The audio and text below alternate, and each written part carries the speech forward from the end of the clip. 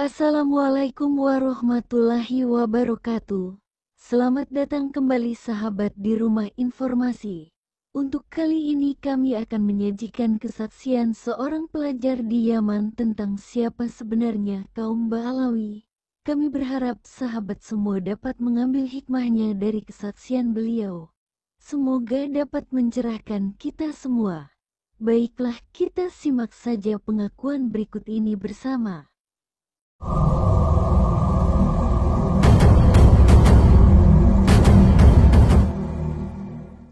Itu memang kosong di zaman itu. Jadi orang-orang pendatang ini dikirimlah ke sana gitu loh. Akan tetapi ketika mereka sudah semakin besar, mereka mau nikah dengan orang Yaman itu kesulitan karena mereka kan orang Yaman tahu kalau mereka keturunan Yahudi gitu loh yang datang itu. Suara saya jelas nggak? Iya. Jelas. Nah, jadi setelah itu sudah besar, mereka ambil inisiatif sendiri, berpikir bagaimana caranya bisa nikah dengan orang Yaman. Kita nggak tahu niat dibalik itu mereka ya. Habis itu diantara mereka banyak yang masuk Islam. Masuk Islam terus nikahlah dari orang Yaman, dari kabilah-kabilah itu nikah. Nggak tahu entah setan apa yang merasuki mereka ngaku keturunan Nabi. Setelah sudah ngaku keturunan Nabi, mereka besar-besarlah di Yaman. Habis itu mereka datangi orang-orang Badui itu mintain kambing.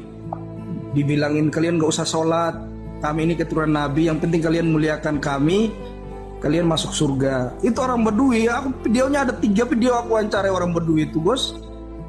Cuma kan keadaan aja yang belum memberanikan saya untuk saya upload gitu loh. Jadi orang-orang Badui itu didatangin, dimintain kambing, hasil panen mereka itu dijanjiin karoma, dijanjiin surga gitu. Jadi sama halnya lah dawer di Indonesia itu. Jual pasir, jual minyak, yang bilang irkun Nabi, apa keringat Nabi segala macam, sama lah dawernya itu. Terus setelah mereka sudah semakin besar berbaur dengan orang Yaman, mereka sudah mulai merontak, terakhir berdirikan partai komunis seperti yang dibawa sama mereka dari Jerman sana. Dulu kan pembantian komunis di Jerman kan besar-besaran itu, makanya mereka kabur. Jadi PBB itu tempatkan mereka ke Yaman gitu loh. Habis itu mereka dirikan partai komunis, ya pemimpinnya mereka sendiri, itu Al-Atos, Al-Jufri, dan teman-teman bin Syihab juga ada itu di partai mereka. DN Aidit juga keturunannya DN Aidit. Ketika mereka berkuasa, Al-Jufri jadi wakil presiden waktu itu, yang pahamnya Al-Jufri itu jadi presiden. Habis itu mereka tutup pesantren nggak boleh, wanita nggak boleh pakai jilbab. Tentara juga di kesatuan kalau ketahuan puasa itu dipecat gitu loh. Dan saya nggak hanya cerita teman-teman, saya wawancarai orang. Saya berani kalau wawancarai orang, kan pernah kan Gus Hasan lihat saya wawancarai orang Yaman sembarangan di jalan yang megang senjata kemarin itu kan ada saya takut-takut. Jadi kayak gitu. Setelah itu mereka setelah berkuasa ke Yaman, yang marga-marga ini kan setelah berkuasa partai komunis, keluarlah orang saingan mereka yang ada di zona sana di Yaman Selatan. Menang dia jadi presiden, dirubah semua sama dia Yaman, dijadikan satu, Yaman Utara sama Yaman Selatan. Habis itu semua syariat Islam dikembalikan. Terus komunisnya didor, ada yang dibedel kepalanya, termasuk bapaknya Wan Abid juga itu kan kena bedel kepalanya, bukan mati jihad itu.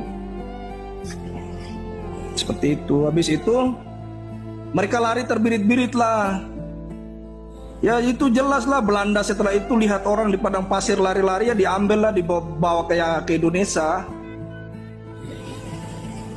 Habis itu di Indonesia ya mereka bikin ini lagi, bikin onar juga. Ya, nyatanya mendirikan partai komunis juga, DN Aidit sama beberapa Habib yang lainnya. Taruhlah kalau DN Aidit nggak dipercaya sama mereka, terus Habib yang lain juga di belakangnya kan ada itu. Ada 2 atau 3 Habib itu, teman-temannya. Ya menunjukkan memang mereka bawa komunis dari Yaman gitu loh. Ya itu yang sangat ngerinya. Terus sekarang anak di Aden ini Gus Hasan. Ya. Anak-anak lagi di Aden ini, anak ketemu kemarin malam orang yang apa? Kayak RT lah gitu kalau di Indonesia ya, Gus Hasan ya. Saya pertanyakan masalah ini, masalah hujan susu itu. Saya juga punya videonya lucu. Tahu ada dengarnya kurang ajar. Kan ceritakan ada pernah Habib datang ke Aden kan. Terus kalau kamu mau datang ke Aden, minta doa hujan susu. Ya dengar ya. Ya, ada itu. Hujan Saya susu wawancarai, itu ya. saya punya 2 video itu Gus. Saya wawancarai apa benar ada hujan susu. Katanya kami cerita, ada cerita yang datang ke Indonesia, ada seorang habaib bercerita tentang Habib ini pernah berdoa menurunkan hujan susu di Aden. Kata siapa? Kata itu hanya hayalan aja, nggak pernah ada kayak gitu. Dia bilang habis itu gini nih sama anak, ini Nabi saja yang punya mukjizat itu nggak bisa mendatangkan hujan susu. Masa dia yang mendatangkan hujan susu? Kan lucu kata RT-nya. Jadi setelah itu saya diceritain juga di Aden dulu ada 2 kuburan itu nggak ada mayatnya. Tapi mereka mencaplok bahwasanya nenek moyang mereka pernah sudah ada duluan di Aden gitu loh. Mereka bikin kuburan palsu 2, dibangun sama mereka rumah, terus menaranya dibangun.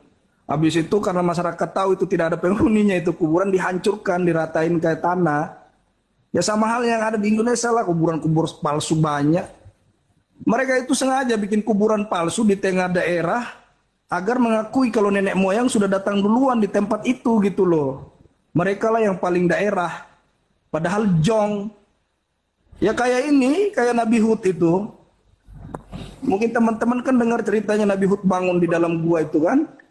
Itu kan orang Yaman sendiri kan ngirim surat ke Tarim. Jangan kamu bawa-bawa Yaman demi untuk mendapatkan pundi-pundi uang, mengatasnamakan Yaman, Nabi Hud bangun segala macam, itu cerita yang nggak benar. Ditegur langsung. Karena bukan dia aja orang Yaman soalnya. Jadi sekarang yang namanya Nabi Hud itu udah rungkat. Sudah nggak pernah lagi mereka menggembong-gembongkan Nabi Hud itu. Nabi Hud kan orang Yaman sendiri bilang bukan kuburannya di Yaman. Dia itu di negeri Syam. Di Irak apa di mana Gus? Lupa nah. Yang terakhir teman-teman, kita nggak pernah cerita palsu di Yaman itu, nggak pernah ada yang namanya Ba'alawi atau menyanjung-nyanjung seperti di Indonesia, nggak ada. Jangankan orang awam ya, orang Baduinya saja kita tanya mereka dibilang pendusta. Gimana itu untuk kita apa? Kita jadikan sebuah dasar untuk benar nasab mereka. Saya tanya Al-Faqih Al-Muqaddar, mana ada orang Yaman kenal, dibilang orang gila malahan. Itu bukan orang Wahabi yang saya tanya, itu orang Asy'ari semua sama berakidah sama kita mereka itu. Mereka nggak ada yang tahu. Ada yang bilang kadzab, ada yang bilang majnun. Yang mau diapain gitu loh. Kalau masalah Tarim ini teman-teman memang sudah ada tim-timnya yang mengiklankan Tarim ini. Seperti pasir, biar laris, jualnya seperti apa. Jadi kayak gitulah.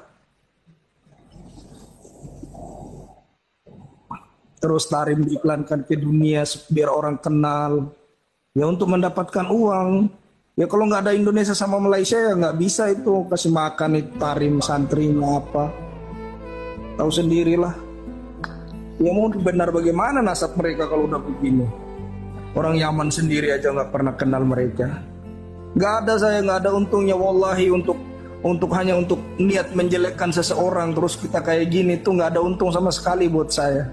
Saya malahan berharap ada yang membenarkan mereka jumhur biar kecintaan saya sama mereka semakin benar. Tapi nyatanya bukan jumhur lagi. Orang bodoh sekalipun nggak ada yang mau percaya, gimana?